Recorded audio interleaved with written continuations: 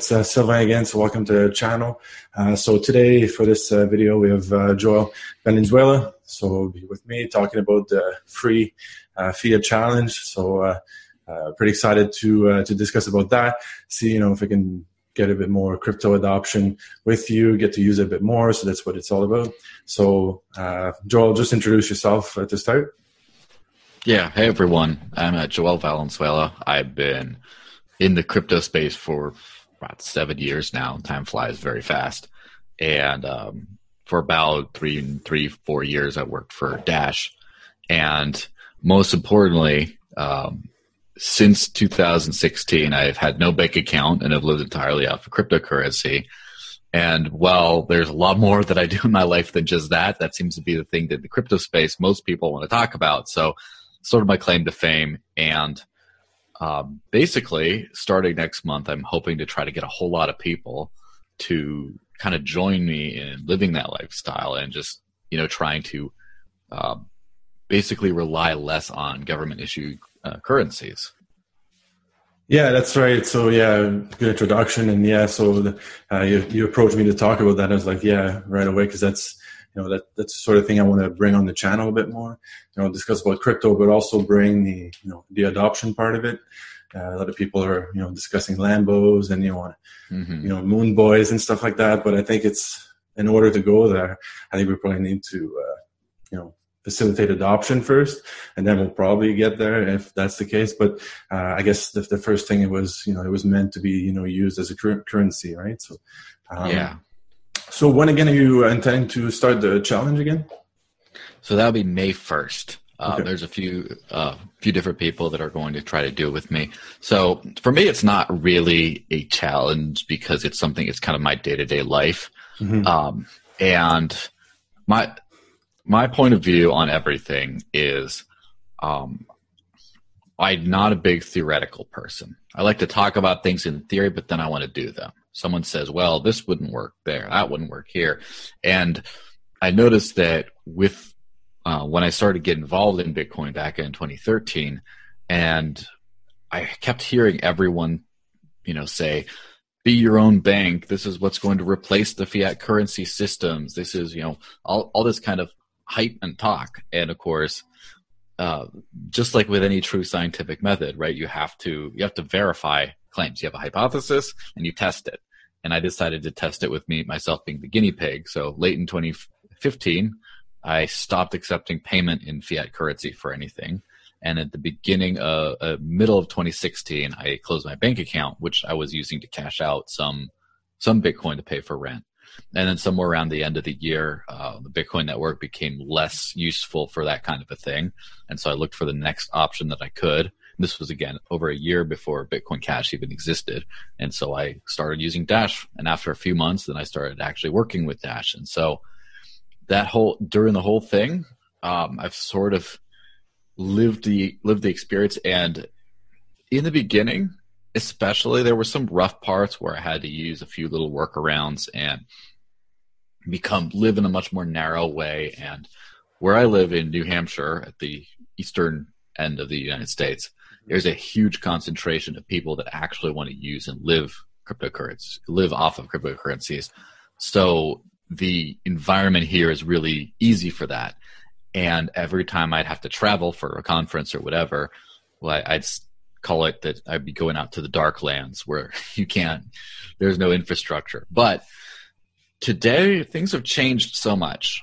The infrastructure has really built up. I don't know if there's more individuals trying to use cryptocurrency for payments today as before, but definitely the tools for people trying to accept that, trying to live that way, are much, much stronger. And so part of this thing isn't just drawing attention to what I've been doing.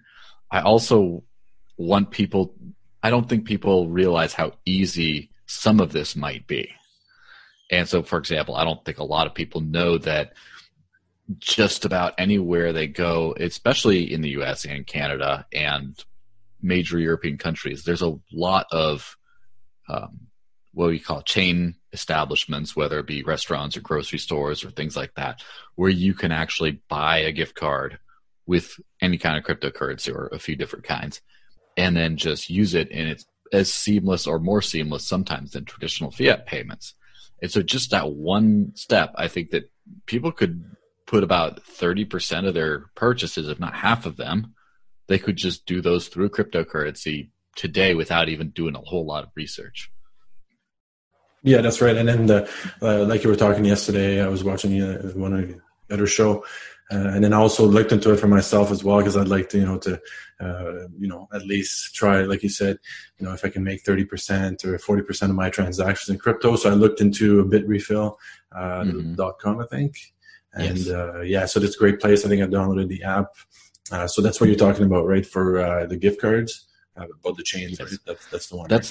That's the number one thing I use, and I recommend it for especially new users because it's so simple. You just buy a gift code for exactly the amount you want, and then you pay, and you receive it right away in app. You don't get it. They do have an email receipt, but you don't need that. It's all one step. And there are a few other things, like, for example, there's a service called eGifter, which is a very similar competitor. And one thing I like about them is they are actually implemented into the official Dash website. So giftcards.dash.org does eGifter, and they actually do give some discounts, whereas Bitrefill doesn't right now. So, or they only do for, I think, lightning payments or something. But with the eGifter through the Dash website, now Bitcoin.com has the exact same thing in their site, but they don't have the discounts. So only through the Dash site do they have those. You can get up to like 8% on some stores, or 8 or 10%, which is, a great incentive. Yes, exactly. Yeah. So I didn't know about this one either. So that's great, right? So we get to, in crypto, but sometimes we miss a whole lot of the picture when we're not looking for those different things, right? So yeah, that's, and again, like you're saying, it's just a code, right? So you just have it on your app, and then correct me if I'm wrong, and then you would just, scan that at the cashier or something like that, and then that would be the transaction essentially, right? Yeah, exactly. So my sample thing, I like to say, there's a burrito chain in the U.S. called Chipotle. I don't know how popular it is in the rest of the world, but my example is I go in there, I order a burrito, and they tell me how much it is, say 13 USD. And then I have the Bitrefill app open, and I say buy Chipotle 13, and then I hit buy, and then I get a QR code. I tap it, and it opens with my wallet. I buy it, and then as soon as it hits paid, it goes yay, and then it shows me the gift code, and then I turn the phone around, and then the cashier scans it, and it's paid. So, and I've compared my time versus people paying with a card ahead of me, and it's faster. It's a little bit more work, like furiously working your thumbs to buy the gift code while you're going to do it. But in terms of like how fast you actually pay, it's more efficient. You don't have to have a rolling gift card balance of like, so Gift, GYFT, was one of those early gift card solutions that, I used in the old days. And unfortunately, they only take Bitcoin and Bitcoin Cash as far as I know. But another unfortunate thing is they have whole units of gift cards. Like, say you have to buy $10 worth, or $25 or $50, but you can't do like $13.75 or something. So that ability to micro target, and I should of course give the disclaimer that experience is only really with Dash, because everything else requires a confirmation, which might be 5 or 10 minutes before they will give your gift code. So in that case, you might be hanging around for a while if you want to just buy the exact kind. But that ability to just buy it and it shows up right away, that's kind of a Dash experience, which is why I recommend it. I could recommend anything, but it's about based on what would actually work the best. Yeah, for sure. I don't know. I was just trying to bring it up here. I don't know if people can see it. And then that's on the app. And then I just put Canada for myself because I'm in Canada, but you can pick your country at the top, and then you see you get a bunch of different location. Then Boston Pizza, Home Depot for renovation, Indigo, all that stuff. So it's just about it's quite amazing that it's got quite a lot of selection. So I thought I'd just showing that because it's people are like, okay, well, how does that look? So you can go on that website or just download the app, and then that way you can scroll and then see, like, you can find quite a bit, right? So even myself, I didn't know they had that much, so I should be able to use it at least, for Walmart and so on. So that should be something I can try definitely. Yeah. Yeah, one of the things I've appreciated especially about Bitrefill is it's easy to switch country to country. Whereas, for example, some things like eGifter is just for the US as far as I know. And then coincards.ca is a Canadian gift card service. Okay. And they do have a coincards.com, which does have like a US version. But like with Bitrefill, just the same app, you just switch the country and then you just get all the new selections. And that can be, and also that's what I use to pay my phone bill. So I bought this phone through a site called cryptoemporium.eu, which only accepts cryptocurrency. It's a cryptocurrency only site that's like a lot of electronics and goods like that. And then also you can buy bigger ticket items such as you can buy a car for crypto there. You can buy a house. It's kind of crazy, like the bigger things you can get.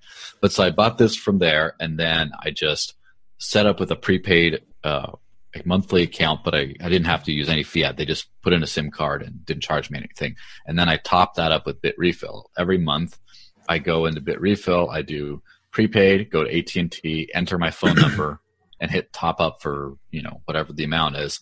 Then I pay it and there you go. So this phone has not touched fiat currency ever. Oh, nice.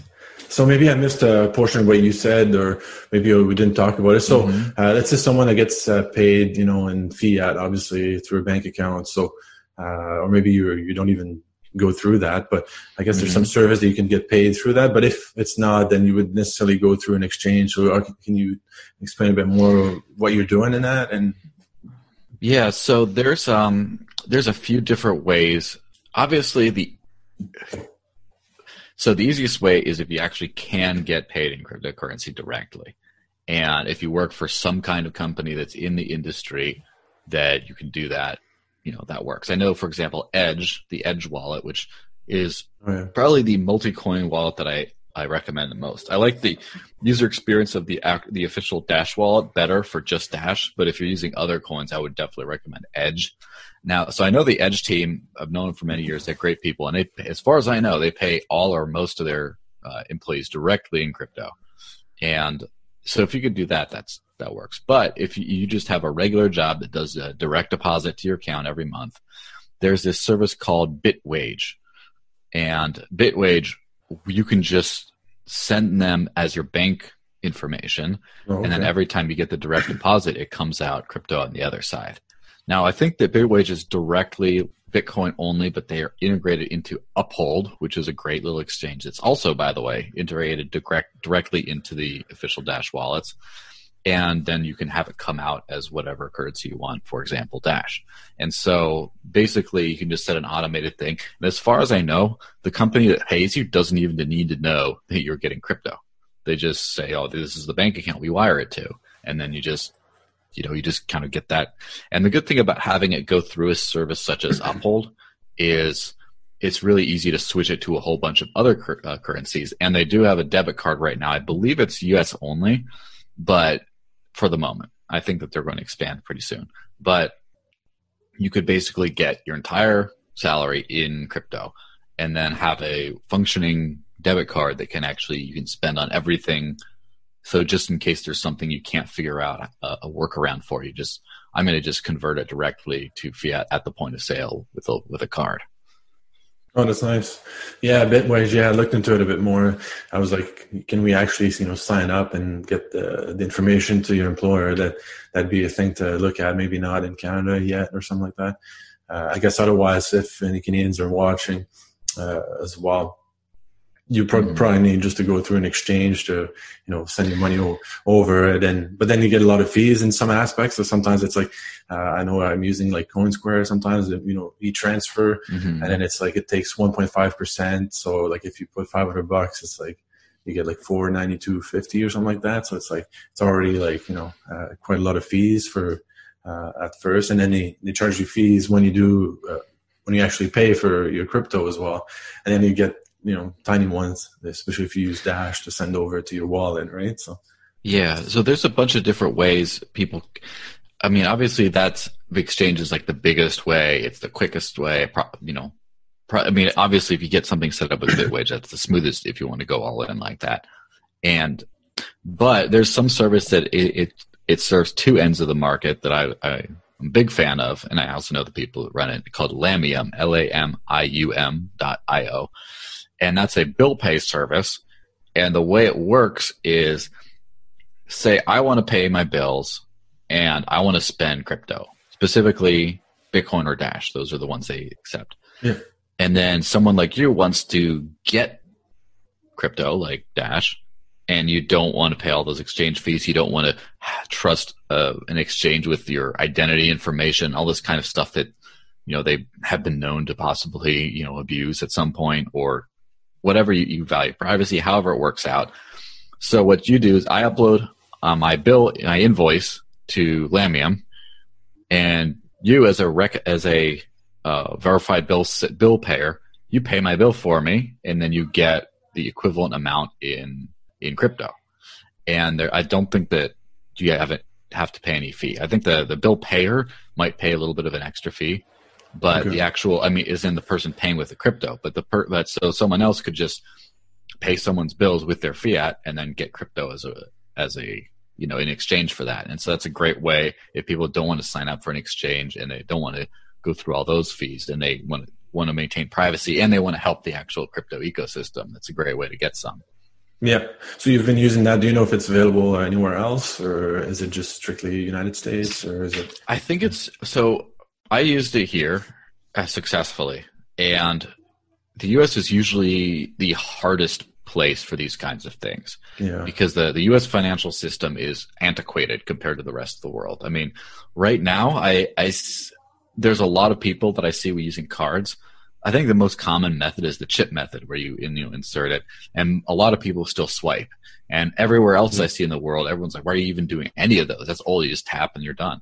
Yeah. And it seems like the U.S. is behind that. So Lamium's initially worked better in Europe, because you actually can put in like the bank information. It's all easy. It's not nearly as difficult. And so I remember when I first heard about it, U.S. was not supported, and now it is. So I'd assume the U.S. is one of the last places among the developed world to be supported. So probably it works in Canada as well. I guess you could give it a shot. But because it's like a peer-to-peer type of a system, it's probably easier to expand to other countries as well. Yeah. I'll look it up and let you know what I can try it at least for one place and then see what happens. See if it works. So that could be something I'm looking into. And then you were talking about the U.S. It's pretty strict on crypto, especially the state of New York. I think they pretty much ban every exchange from there. It seems like it's really kind of hardcore that way there. If you think about it, it sort of makes sense to a certain extent on a couple things. First off, Americans tend to be resistant to change in terms of, things that they think might threaten freedom. So, for example, it's very, old school and cash heavy sort of a country still. But then on the other side of it, because the U.S. is probably the financial center of the world, one could say, then the dollar is like the world reserve currency. Because of that, it tends to be much more draconian in the financial system than a lot of other places. So that's kind of how it ends up there. So if something does work in the US, you probably have to run through more crypto regulations than any other country, unless you're talking about a relatively less free country, like say in Iran, for example. That might be more than the US. Yeah, exactly. And then if we talk about, let's say for beginners watching this here, and then they're like, okay, so there's so many cryptos to use. And then now we've talked about, Dash, right? So someone would be like, why would I, I've heard about Bitcoin, so why would I use Dash? And then I think we touched on that a little bit. But so what would be, let's say, your main advantages from your point of view about, using Dash, Vice, the other ones? Yeah. So as far as it's one of those things where when you're trying to, whatever goes into the final user experience is a collection of things. And of course, the number one thing I think for users is, where can you actually use it? And as far as that is concerned, as far as wide acceptance for as a form of payment, pretty much only Bitcoin Cash, and Dash have any kind of traction, anything that's like realistic. Litecoin, some places too, but there's a lot of services that I use that don't use Litecoin.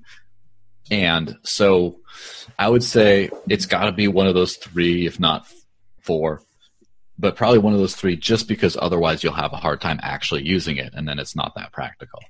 Now, as far as comparing the actual user experience between the three, they're all based. So Bitcoin Cash is heavily based on Bitcoin, very few changes.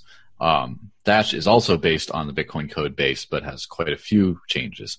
As far as the user experience, right now, you could broadcast any transaction off of any of the three networks, and it will show up right away. Like I'll say send, and it'll show up in your wallet right away. It won't be finalized necessarily. Mm-hmm. Now, with Bitcoin, you might have a long wait for that. It could be if everything's going well, about 10 minutes.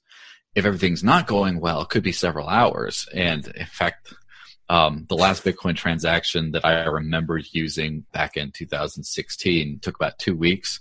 So and it's very dependent on how the network's going and also the fees you spend. I mean, you could spend a few cents and get Bitcoin through if you're lucky, but you could spend like a few dollars to get it through as well. And it depends on network conditions. So Bitcoin Cash is not quite like that. Bitcoin Cash is going to be very cheap, and it's probably going to go through within 10 or so minutes, although the block times have been fluctuating more with Bitcoin Cash. Depends on if there's a big network event or something like that. Now, that's where Dash is different from both of those in that it's going to not only appear, but be finalized within like under 2 seconds, I think is the average. Because there's some special thing that Dash has called instant send, which basically locks in a transaction as final. It's like a second layer of finality that locks it in instantly. And so not all services recognize this, right? But for example, Bitrefill does. And so if you send a Bitcoin transaction, and Bitrefill does not support Bitcoin Cash, but if you send a BTC transaction, it'll say received, but pending, and you'll wait until it's confirmed, maybe 10 minutes before you actually get the gift code. With Dash, you hit send, it goes through right away. And so the experience is just so much better there. Now, there are some like point of sale devices and services that probably recognize everything right away. At least Bitcoin Cash and Dash, they might recognize equally right away. But it's like, generally speaking, because of that user experience, I kind of, some of the biggest services like, again, Bitrefill and Lamium, those two basically let you live on crypto because you get to pay all your bills and you get to all your utility bills and other bills, and then you get to go do all your major shopping. And between those two, neither of those accept Bitcoin Cash. They both accept Dash. So that's my realistically, that's kind of why that's the one thing I have to recommend. Now, it depends on where you are in the world as well. For example, Australia seems to have a higher percentage of Bitcoin Cash accepting merchants, and possibly Japan as well. So if you're in areas like that, then maybe you'll have a better chance using that, which is why it's probably a good idea to have both. There's very few services that are BTC only these days, so I don't think you need to have much of that. Yes, exactly. Yeah, so speaking of which, BTC, I did a small transaction yesterday. I think it was about, must have been 10:30 Pacific or something like that. And then, waiting. And then you go in the Blockchain Explorer, waiting and confirm, like, and then you're like, I'm double checking the address to make sure that, I had the right one. But, I was doing the copy and paste. So I was like, there's no reason why it should be the wrong address. And then, like later on, like around 5:30 p.m., then I got an email stating, okay, your transfer has been accepted. So I was like, wow, that was like almost 8 hours for especially for a small transaction. I was like, wow, you can't just live off the anxiety like that on a daily basis. Yeah. So that's one of those things where I don't know. I can't tell what markets are going to do. No one knows what markets are going to do. So I can't always comment on that. If you're using something for a day-to-day payment system, it's probably Bitcoin Cash and Dash, especially Dash, are the ones that are actually going to work for you today. And I've heard a lot of talk and hype about Lightning Network, et cetera, but I haven't seen any evidence that it works consistently and smoothly and is secure and is going to scale. Like all, it's still, it could become that someday. It just is not today. So I mean, that's part of the reason my whole ethos, my whole experiment has been to try to prove things that people have been saying. And so I want to experience it. So I'm not going to, talk about theory, live a reality, and then recommend something theoretical. No, I'm going to recommend what I've actually experienced with my own two eyes, Yeah, and you're talking about Bitcoin Cash, and I've talked to people about BSV because I like some a lot of aspects of it, but it doesn't seem integrated anywhere. So that's I think it can do better than BCH in that sense, but it doesn't seem integrated into like what we can buy nowadays. So that's kind of the downside to it, because I'm sure they could do the same thing as fast and stuff like that, but it doesn't seem like you can't buy any gift card in BSV, so that's kind of a downside to that. Yeah, there's a very few services that do that, and BSV has a few key services that. The thing is, BSV seems to have gone towards an exclusive ecosystem idea, where the services that use it only use that.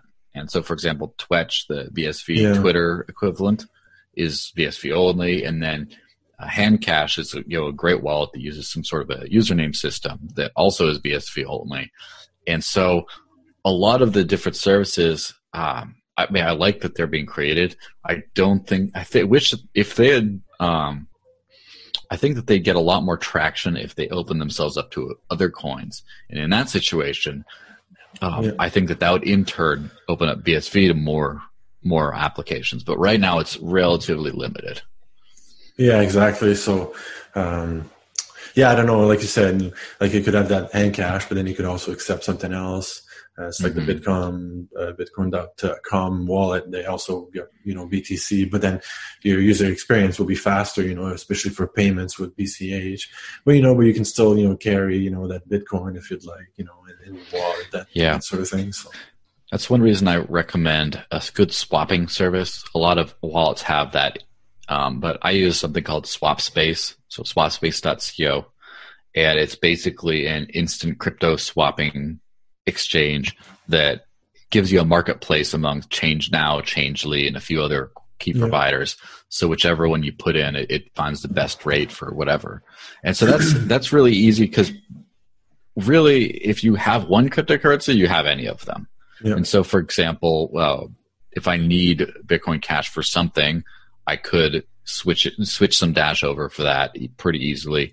Also works with library credit. So if you're a publisher on the library platform, you can go in and out between other cryptocurrencies there. Yeah, exactly. Yeah.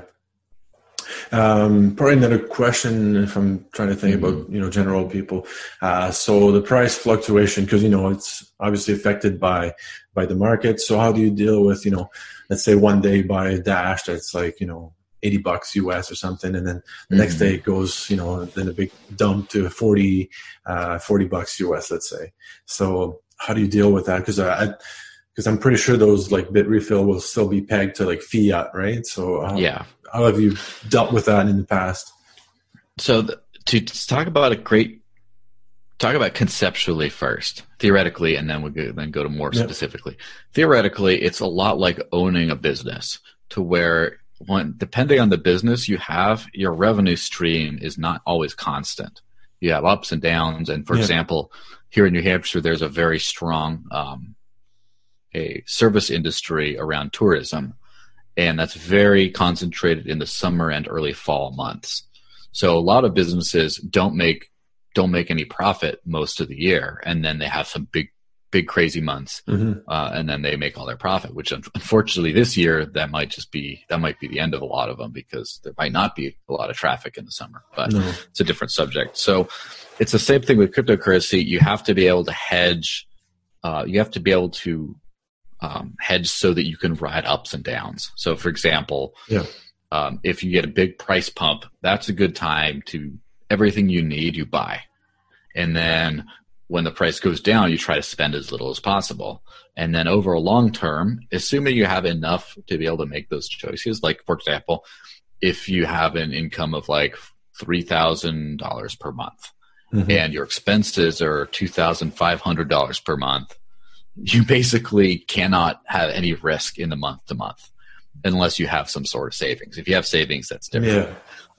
So basically, if you learn to spend up and then live lean, and of course, the fewer expenses you have, the more room for variance you have. That's just theoretically. So practically, first off, if you want to live partially off of cryptocurrency, that's of course easy. You buy whatever you can afford to. And more importantly, when the price has been really bad, whatever income you get, it tends to be, if you're like a crypto content creator or something, it tends to be your income can go up and down significantly with the price, which is a little bit rougher. But if you're any kind of paid position, it's usually priced in USD or whatever currency. So you get whatever worth of cryptocurrency. And then what I would do is instantly pay all my bills. Like as soon as I get it, I'm going to go pay the rent, pay the phone bill, buy everything I need, and then whatever else, and then I just see what happens with the rest. Now, if you do hit a kind of fluctuation where it goes up and you don't really have anything you need to buy right then, but you do want to lock in that purchasing power, if you have an account, so Bitrefill does not require an account, but if you create an account, you can buy Bitrefill credit. And so say it's $80 Dash, and then all of a sudden it goes $130, and I don't think that's going to last. I can throw a lot of Dash into just Bitrefill credit, and then the price crashes again, and I still have that value worth of that I can throw into other gift cards for that. So basically when the price is up, you spend it. When the price is down, you try not to. And then you can kind of hedge into something like Bitrefill credit, especially if you buy a lot of things off of Amazon. You can get Amazon gift cards through Bitrefill, so that could be a large portion of what you kind of have. Yeah, exactly. So you can, I guess, there's a big, pump going up, and then, you save that money, right? Especially if you bought the previous, yesterday, and then price were lower, and then today, it spikes up, then you can change that. So that's a good trick as well for people that would like to use it. And like you said on your video yesterday, again, with that challenge, right? So you're not necessarily looking for people to, well, it'd be great, but to go 100%. But if anyone, let's say, if they can, like you said yesterday, if people discover that, oh, I didn't know this was possible, right? So, so what do you think about that when you brought, the idea of the challenge, let's say? Yeah, so the idea came with, and I think the reason it's a good idea now is because ever since the whole global virus crisis started to happen, I become pretty, I guess I would say, afraid about the future of the economy specifically. I mean, obviously, the virus itself is, causing quite a lot of havoc around the world. But as an after effect, first off, just a global shutdown is a bad economic shutdown is, it's going to be very rough. The economy is not going to be in good shape for a while. But also all the measures that central banks have been using to print money and essentially devalue the currency. First off, I believe that already when everything started, people started doing a lot of cash withdrawals from banks, and banks were running out of cash extremely fast. And a lot of them started limiting withdrawals. And that's like in the classic run on the bank scenario where the banks run out of money because they don't actually have your money. And that could be very dangerous. And so that's one. And then the second is the value of government issued currencies versus the purchasing power is probably going to go very far down over the coming years. I don't know exactly when that's going to happen, but it could go very low. And so say you have your life savings loses 60, 80% of its value or something like that. Who knows? Maybe that's dramatic. I don't know how quickly that's going to be, but I've seen hyperinflation before. I grew up in Mexico in the 90s when the peso crisis happened. And it's basically now is the time to start getting people thinking about this kind of thing. And I want people to try to take small risks and experiment today. So if they are caught in an emergency, they don't have to learn everything from zero.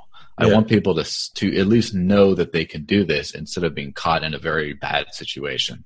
So the entire idea is try to see what you can actually spend cryptocurrency on. Get used to it, get used to using it so it's not a completely new, unfamiliar technology, and then see what you can actually buy with it, see where you can spend it, see how many of your bills you can cover, and just basically check out what your options are. And then at that point, hopefully some people will start living partially or completely off of cryptocurrency after that.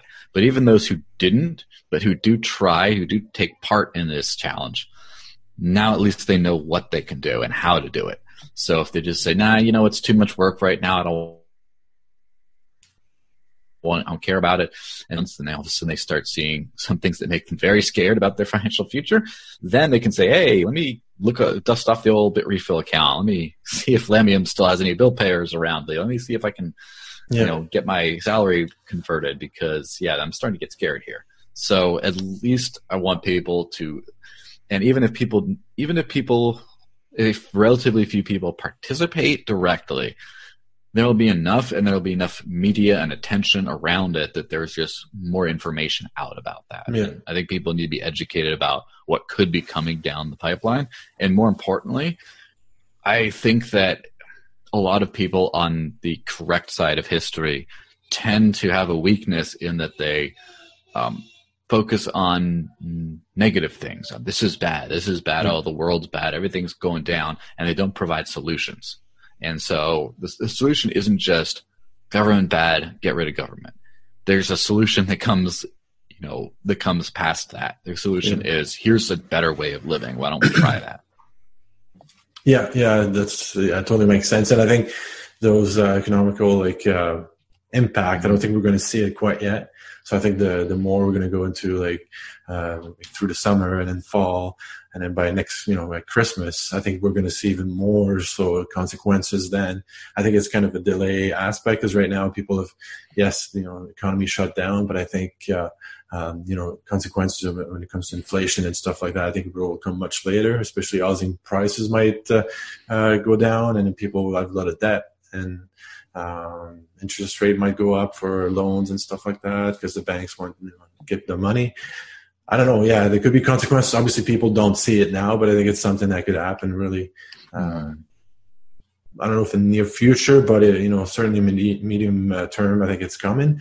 And like you said, and why not start downloading the Dash wallet, buy Dash, and then start with that one as you're starting and paying bills.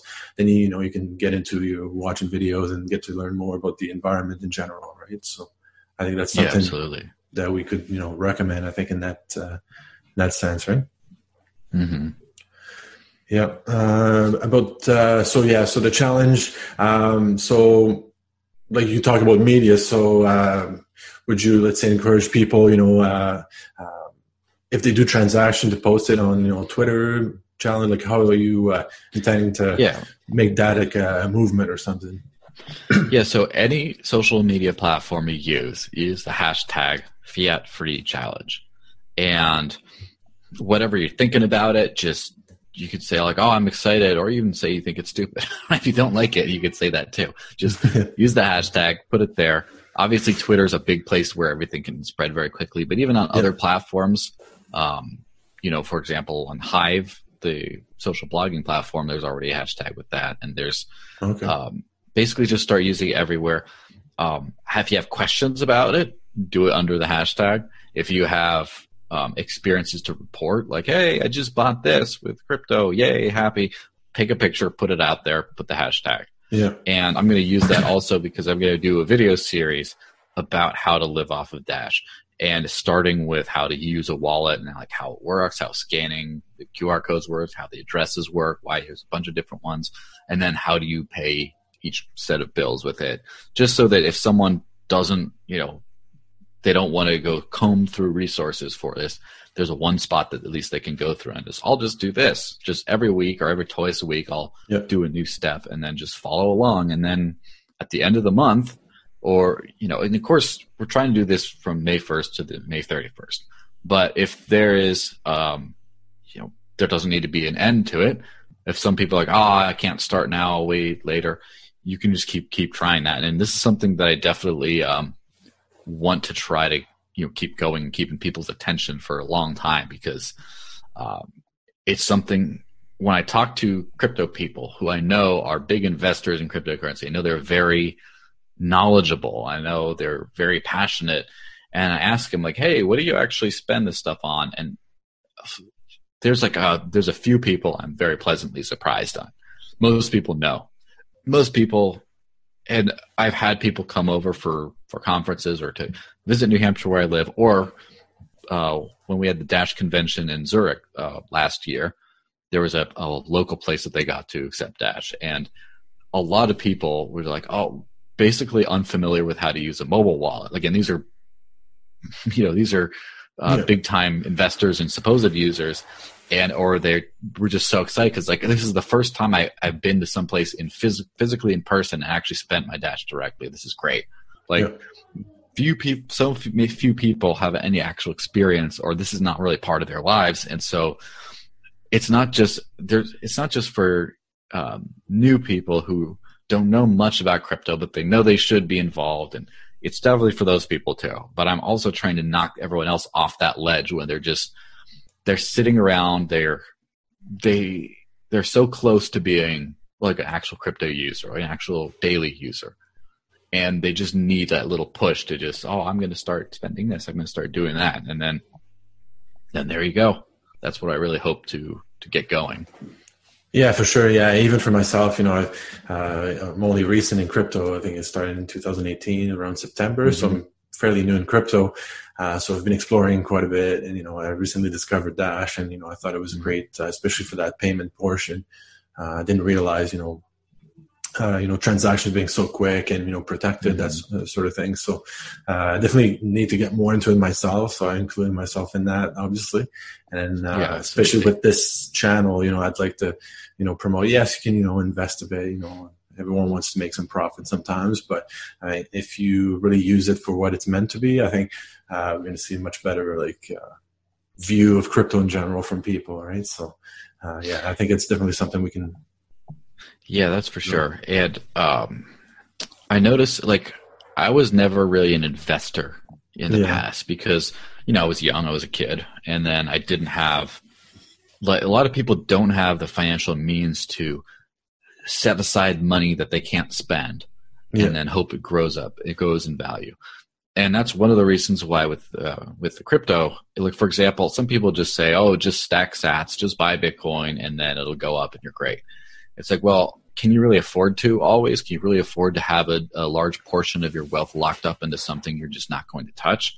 And so how much more could you possibly invest if that's what you're looking for, if you could actually spend it? So instead of, let's just give the example of your expenses are $2,000 a month, your salary is $3,000 a month, then it's like there's only that $1,000 to play with, and realistically a lot less than that if you want to invest. But what happens if you can spend half of that 2,000 expenses? What if half of that is in crypto? Now you can get, say, 2,000 in crypto, and now you can spend some of it here, and then some of it goes up. And then if that's just the money that people have, and that's the real reason people already have the ability to invest in things that will go up in value over time.